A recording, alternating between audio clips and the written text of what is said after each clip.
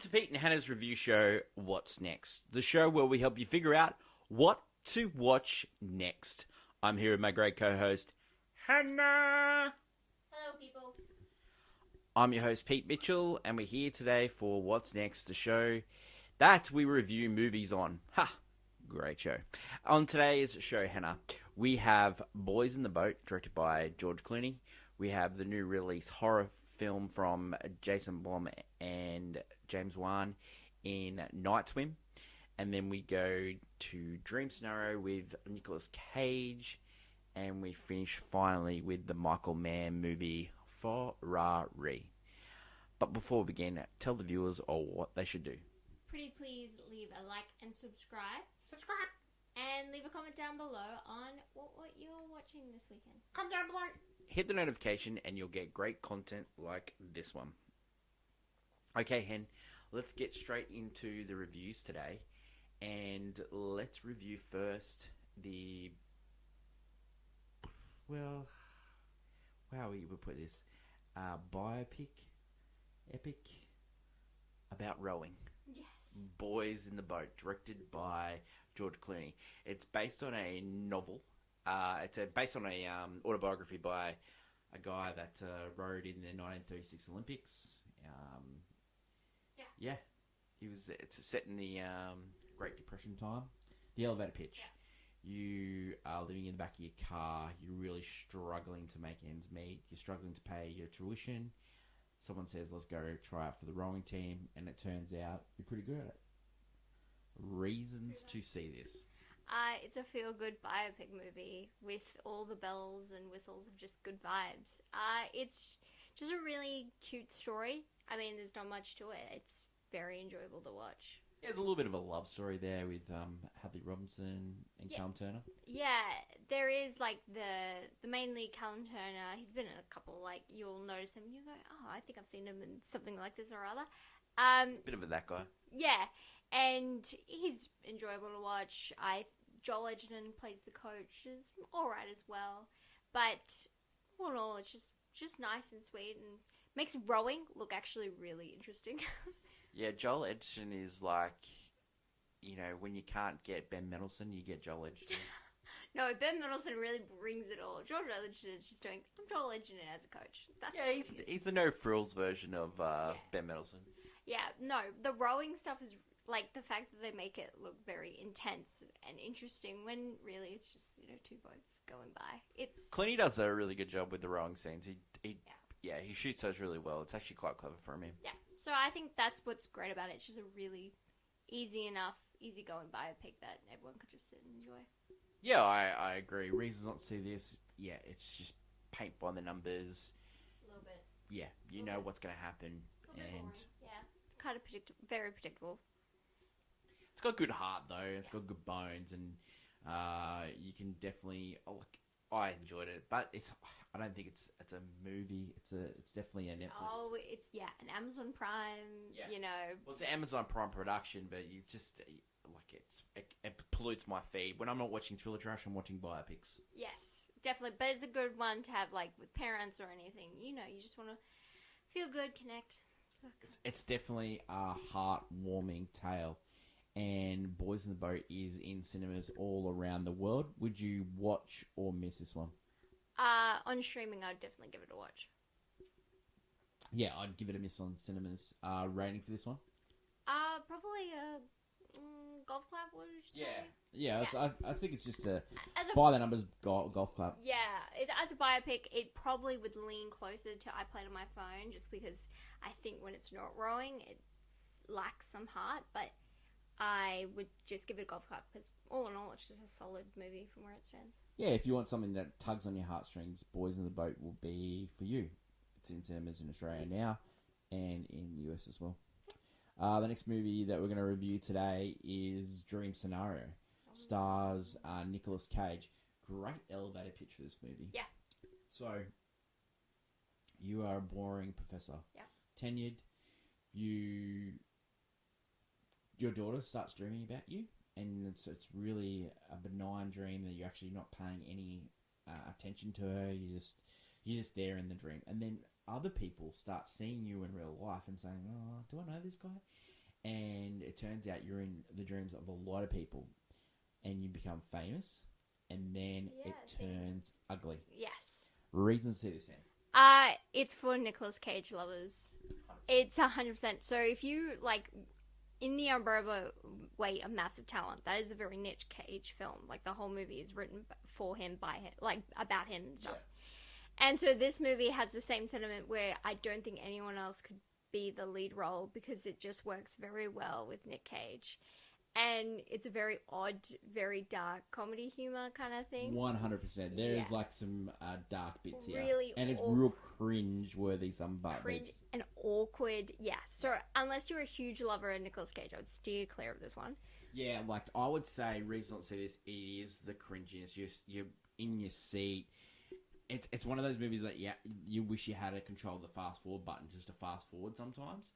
But Nicolas Cage is cooking in this, and I agree with Hannah. Like, you cannot imagine anyone else in this role. He was nominated for a Golden Globe. He's really good in this. Yeah. He plays a bit of a loser that is just having the worst time in life, and things just spiral out of control, and you feel bad for him. You really do. You feel bad for him, and then he'll do things that make you go, "Oh, come on!" And so it works really well.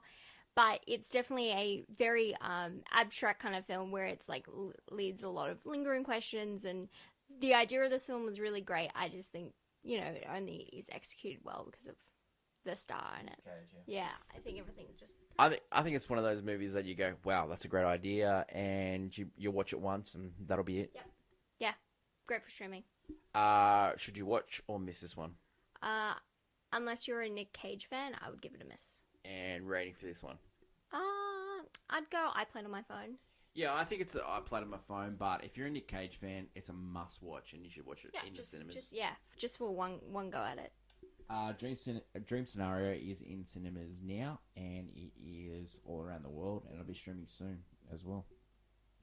Next movie we're going to talk about is Ferrari, directed by Michael Mann, starring Adam Driver, also Penelope Cruz, Shailene Woodley, Patrick Dempsey, Sexiest Man Alive. Great times. The elevator pitch. It follows a year in the life of Enzo Ferrari, where he's struggling to keep the Ferrari business afloat. Yep. Reasons to see this in.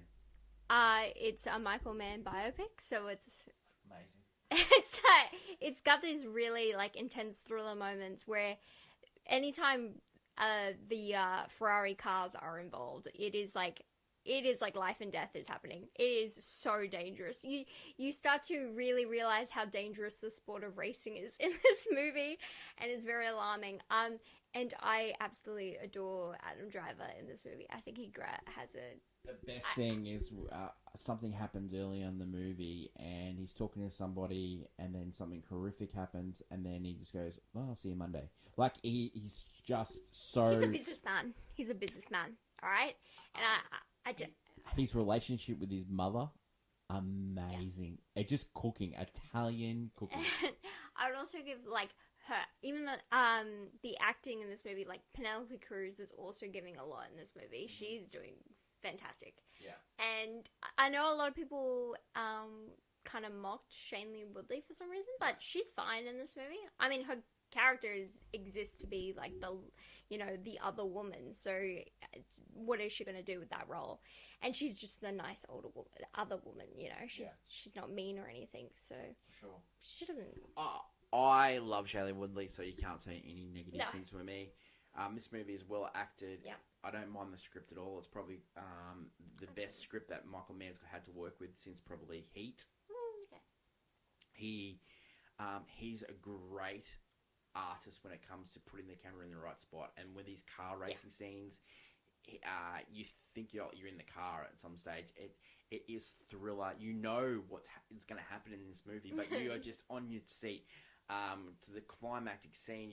It's you're ticking, you're checking the clock, and bang, and you're still horrified. Michael Mann is one of the greatest artists when it comes to putting on a thriller, and he really is back in form with Ferrari. Adam Driver. Like, the last time we saw Adam Driver was in 65, and then he produces this. Yeah. He's a king. Yeah, I love him. But we're going to go into reasons not to see. Do you have any? I just want to, just one other reason to see the costumes. The Okay. yellow vest. Oh my god. How good. And how good do the Ferraris look? Yeah, of course. Oh my god. The red, like, it just goes to show that everyone thought that the Ferraris looked amazing. All the other cars... Well, that's why I guess they have such staying power as a vehicle, because they all the other cars in the race all look terrible compared to Ferraris. I just love those little details. Man cooking again. Adam Driver. Like, I just come back to him. He's just amazing. Okay, reasons not to see. Reasons not to see. It doesn't really go in depth with Ferrari as a company. Like, the name it focuses very much on his love life between his wife and the other woman. It's just a moment in time, isn't it? Yeah, it's one really bad year for the company, because it's, not doing so well with money, and they're relying on this big race to really set them back on track. And a lot of tragedy will ensue, because, that's how it happens. I find that Penelope Cruz's character, which is the wife, she seems to be, I don't know, she's written really like as the angry, scorned woman, rather than someone who has the Ferrari name and because she holds 50% of the power in the company, and I feel like she holds the company together. I don't feel it in the movie. My personality, it sounds like I understand, but they explain it in the movie, but it feels like she doesn't hold enough of my attention to warrant, because I just found her completely absent, because she was just standing in the way.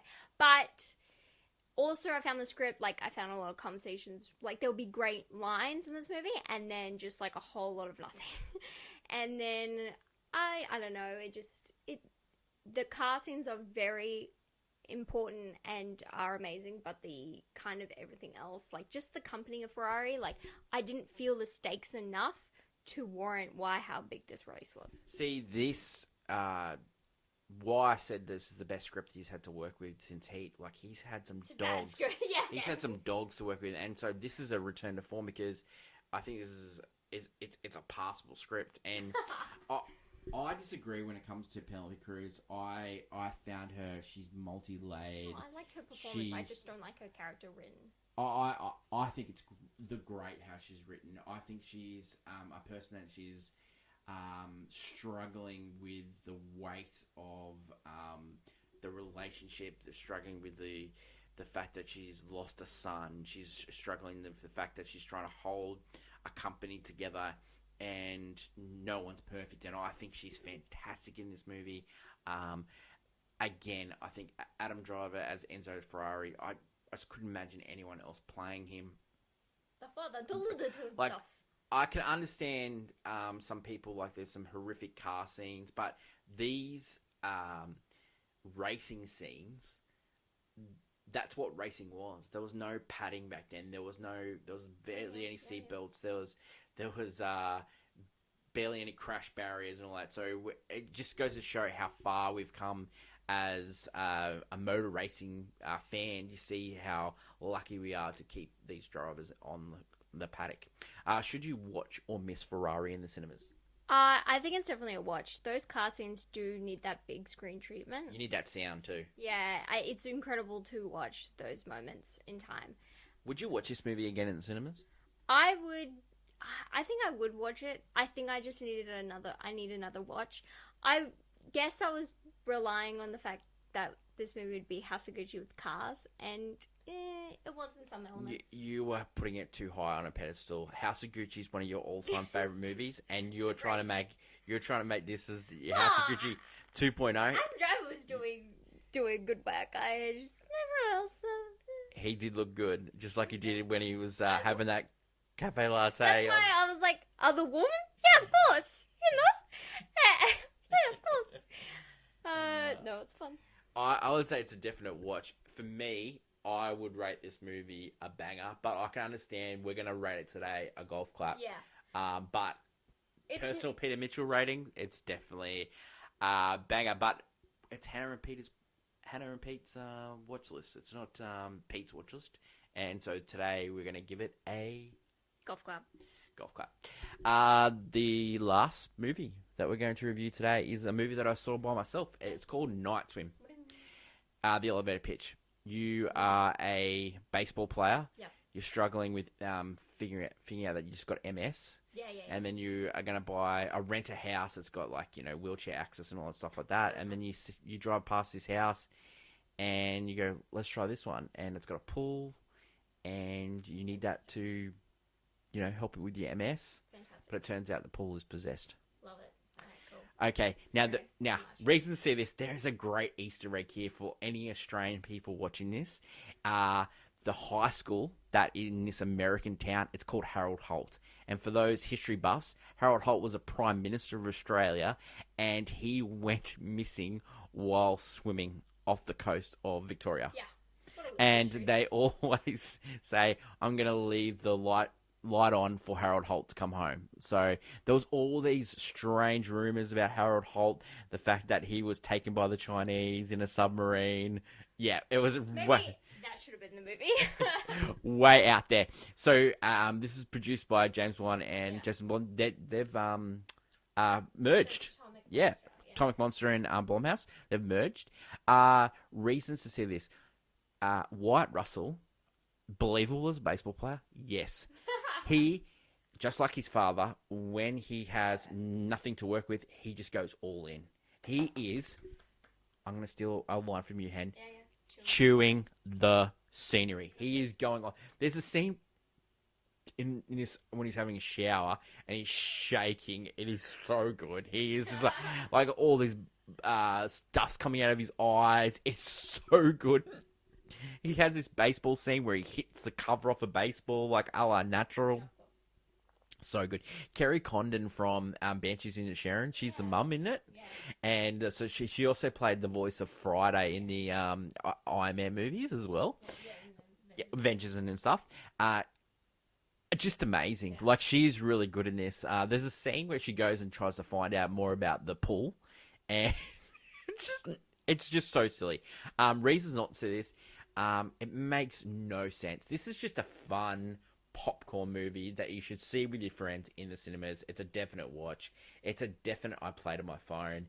Yeah. It's a fun January movie that you should go see with your mates. They always put like a very not perfect horror January movie in there just to see what happens. Basically, it's Megan with a pool.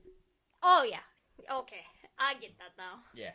It's 100%, and Wyatt Russell, I'm looking forward to seeing what he is doing. Like, he's just having a fun career. I can't wait to see him in like the Captain America New World movie, because he looks like he's just having fun with life. He's really having a crack, and I like actors that just have just like his father before him when he played. Big Trouble in Little China. Like, he's just like, he had no idea what he was doing in that movie, Kurt Russell, and he would just find ways to get out of the fight. Like, he'd lose his knife or he'd get stuck under a man. He's so good, Kurt Russell, and his son, Wyatt Russell, is amazing in Night Swim. That is it for the reviews today. So, quick 4 reviews today. Stick around on the Pete and Hannah Watchlist channel. We'll have movie news later in the week, and we'll recap the Golden Globes, which happened earlier in the week.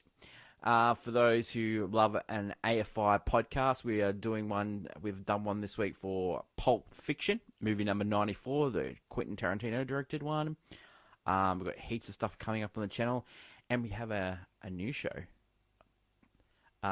We interrupt this programming. It's a new television podcast starring me, this guy, talking about television. So this week's episode will drop Monday, and it will go through Jack Reacher and Slow Horses, and it will also preview True Detective. Yeah. So, and then each week we'll be going to True Detective, and then we'll also like pick some shows that I've watched over the last couple of months, and we'll just go through them. It's one of those ones. It's like it's a companion piece, so you can go back after you watch it. I always look for shows when I've watched it just to share that sort of water cooler aspect. There's not too many people that you can talk to about shows because like people watch it at different times. So this one's going to be a companion piece. Put it on. If you watch it every week like I do, you can listen to somebody talk about it. But if you're just waiting to the end, you can just binge them all at the end. So that is, we interrupt this regular programming. So yeah, looking forward to that. Hannah, thank you very much for being on the show today. Thank you to the lovely fans for watching and listening. Don't forget you can listen on Apple Podcasts, Spotify, and everywhere where you get your podcasts. And you also watch it on YouTube. Don't forget we're always up for feedback. So send us feedback and we'll get back to you very shortly. And yeah, we're pretty open to that. Good stuff. That's my lovely co-host Hannah. Thank you, everyone. And until later in the week when we catch up for movie news, it's bye for now.